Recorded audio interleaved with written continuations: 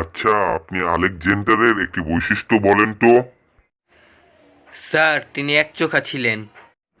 কেমন করে? তিনি ধনী গরিবদের এক চোখ দিয়ে দেখতেন। আসবো স্যার?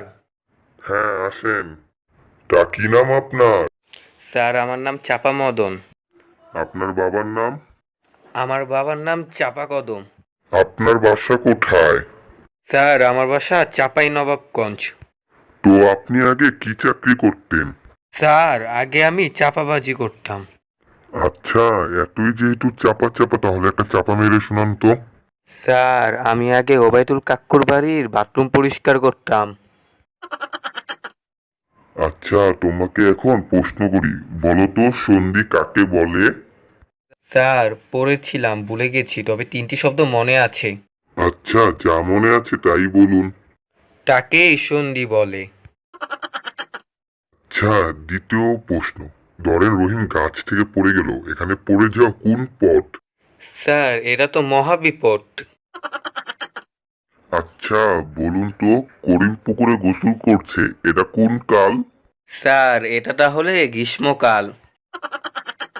আচ্ছা, বলেন তো, নবাব সিরাজউদ্দৌলার গলা কে কেটেছিল? স্যার, ইঁদুরে। কেন? কেমন করে? স্যার, আমার সমাজ বইয়ে নবাব সিরাজউদ্দৌলার গলা তো ইঁদুরে কেটেছিল।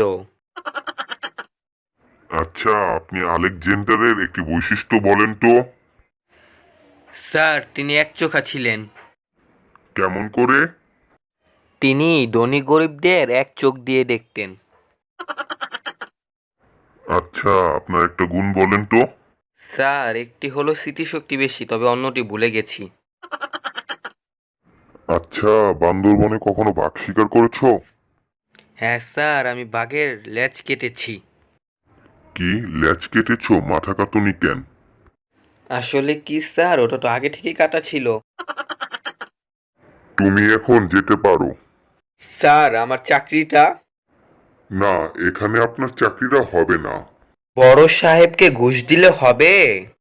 আস্তাগফিরুল্লাহ। ম্যানেজারকে ঘুষ দিলে হবে? নাউজুবিল্লাহ। স্যার, আপনাকে যদি ঘুষটা দিই তাহলে কি হবে? আলহামদুলিল্লাহ, কালকে থেকেই তুমি চাকরিটা জয়েন করো, ঠিক আছে? আর আমার বকশিসটা নগদ কিংবা বিকাশে পাঠিয়ে দিও, ঠিক আছে? ঠিক আছে স্যার, এখন তাহলে আমি আসি।